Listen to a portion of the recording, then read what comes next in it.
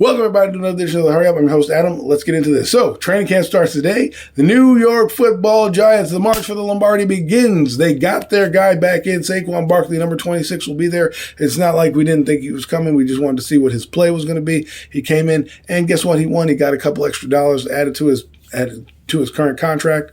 So obviously it's not the franchise tag, but it's more of a one-year deal worth basically the franchise tag with incentives and a $2 million guaranteed signing bonus. So good for him making that move. The Giants getting it done, his representation getting it done.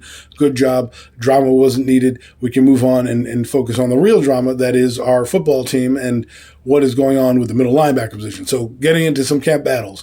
Middle linebacker, who's going to step up? Will it be Darren McFadden? Will it be Darian Beavers?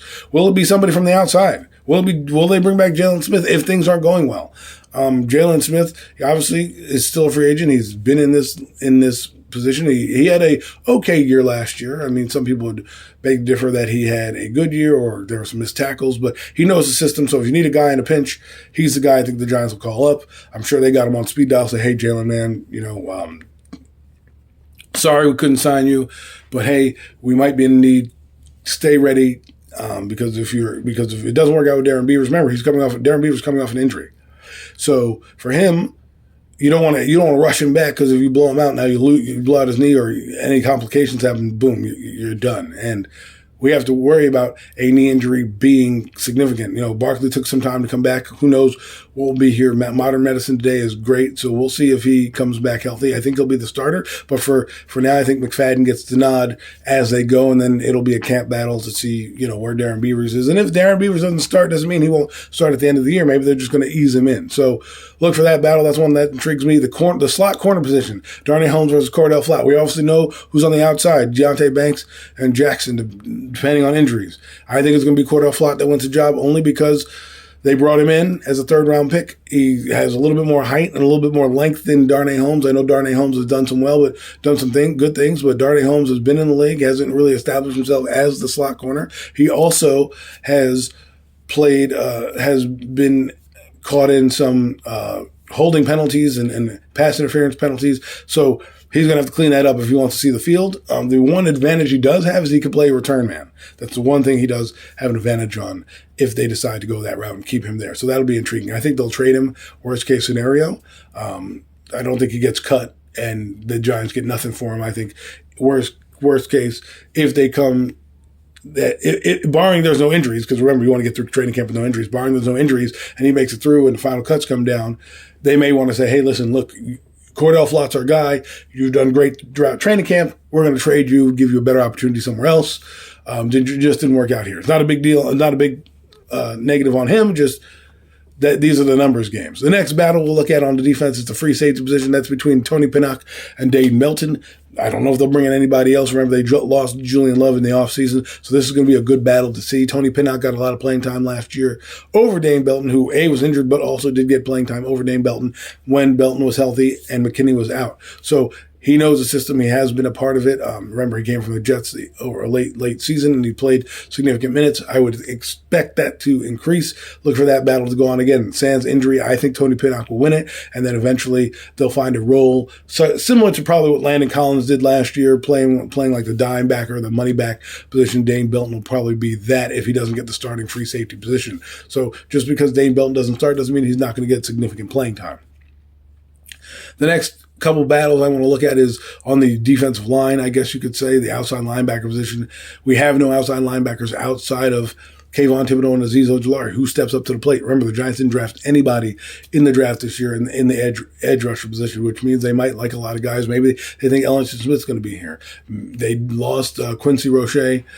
He left via free agency. So they have Tommy Fox and they have some guys that they like. And maybe they'll bring somebody in. Remember, again, this is roster churning position. Guys are going to go down. Back end guys are going to go down with the roster with injuries, with this, with that. So they're constantly going to be an influx of people coming in, especially as they narrow down to the 53 guys that they want on this roster. The other position on the defense we'll talk about quickly is the defensive tackle position. Obviously, Big sexy Dexter Heen going nowhere. Leonard Williams on a contract year. We'll see what they do there. But the guys behind him, not just Rochus and Aishan Robinson. Remember, the Giants last year were 27th in the rush with those two guys. We'll see if those guys can blow to the run defense. Let's hope they all, again, make it through camp. Not just Rochus is here for a while. We'll see if DJ Davison gets latches on, if the guy from Oregon that they signed stays on with the team. Again, a lot of roster battles going to happen. This is the first time in camp the Giants are going to have a few guys that are going to make the roster, that are going to, or not make the roster, that are going to be on other teams somewhere else. It's going to happen. So they might get some back-end trades. You might see some guys, again, in the 11th hour getting a couple 5th round to 6th round picks in the draft. Giants like to accumulate those draft picks. And next year's draft is very lucrative in certain positions, so you may want to grab some more draft picks so you can re-bolster the roster as you go through, because a lot of guys will be leaving next year as well. So that's the defensive side. Offensively, obviously we know the quarterback's here. We know the running back is back. Backup running back. Who's going to step up? Will it be Matt Burrito? Will it be Joshua Corbin? Gary Brightwell, I think his days are numbered with the drafting of Eric Gray, especially because everyone's talking about Eric Gray. And let's not mention James Robinson, who just got signed. There's a stable of backs who are going to be here taking reps. It's going to be a fun battle to see who's going to be that guy behind Saquon Barkley, because I think Saquon Barkley does need a rest. I think last year they ran him into the ground a little bit. Not that he's not going to make his incentives, but you may want him fresher down the stretch. I think last year down the stretch he got a little banged up. And also they tried to transition to more of a passing team. So we'll see how that plays out going forward. But the running back position, I like Joshua Corbin. I don't know if Gary Brightwell makes the team. Again, he has a leg up on James Robinson. He has a leg up on Eric Gray because he knows the system. He's been here and he plays special teams. So we'll see who comes out. Preseason games are going to determine it. I know a lot of people want to get rid of preseason games. Keep them. It's for guys like this on the back end of the roster. Let's go to the slot corner position. The Giants are like overstocked with slot guys. I mean, if there's a rainy day for slot guys, the Giants have got it. If there's a slot guy that goes down somewhere in the league, the Giants will be ready to, hey, you want Cole Beasley? We got him. Hey, you want Jamison Crowder? Give us a draft pick. You got him. So there'll be a lot of competition. We'll see if any guys end up with a PUP list. Obviously, you got Sterling Shepard coming back from an knee injury. You got Wan'Dale Robinson coming back from a knee injury. Then you have Jamison Crowder. You have Paris Campbell, who I think is going to be a starter. And then you have Cole Beasley, who just signed. So you have 5 guys on the receiver position at one position, plus the outside guys who are going to probably be Jalen Hyatt and Darius Slayton, because you want to get all that speed on the field. I just think they're going to put him out there. Sterling Shepard could emerge as a dark horse here and win that job and move Paris Campbell to more of a gadget player like Curtis Samuels or Nicole Harmon for the Kansas City Chiefs. We'll find out. It's going to be fun to watch. The next battle I look forward to is, I guess the second tight end. Who's going to be that? We obviously know Daniel Bellinger is going to be that guy with Darren Waller. Will he stay healthy? And who will be the backups? Will it be Lawrence Cager? Will it be Sweeney? Who knows? But the biggest and most intriguing matchup we're going to have to follow is the interior offensive line. We have a lot of young guys there in the 3 interior offensive positions. You have Golowinski, who's coming off a bad year. You have a new center who's going to have growing pains. Second-round pick, let's be honest, he's going to have growing pains and baptism by fire, baby. He's going to come out and have to face that D-line of the Cowboys pretty good, so that'll be a true test. You still have you have no winner at the left guard position between Zudu, Bredesen, and Lemieux. We don't know if hopefully those 3 guys make it out healthy. May the best man win. There could be a guy brought in. Remember, they also have Marcus McKeithen, who they brought in, who could be a guard. I think he's going to be more of a backup.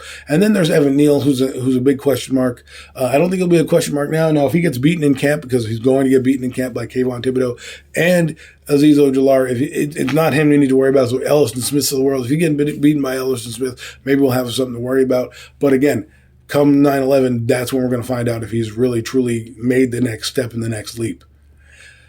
Well, guys, those are some of my camp thoughts. Enjoy training camp. It's going to be a grind. Hopefully, again, we come out with no injuries. Again, the March for the Lombardi begins. If you like what you're hearing, hit that bell, that subscribe button. You can get any notifications anytime I go live or make a video. You can find me on Premium Takes with my guys Zion Zenith, Mac the Giant Fan, and, of course, NY Jeffrey T, RIP, baby. He'll always have a seat at our table. And then, of course, this week, the season premiere of The Real Deal NFC East Roundup. Taking place on Wednesday, 5:30 with Mac the Giant Fan. We have a couple of NFC East content creators coming on. That should be a good show. We're gonna dissect the NFC East. We're gonna talk about, who's gonna be good, who's gonna be bad, what camp battles each team's looking forward to. Should be a lot of fun. Join me and Mac the Giant Fan, 5:30 p.m. Eastern Time this Wednesday.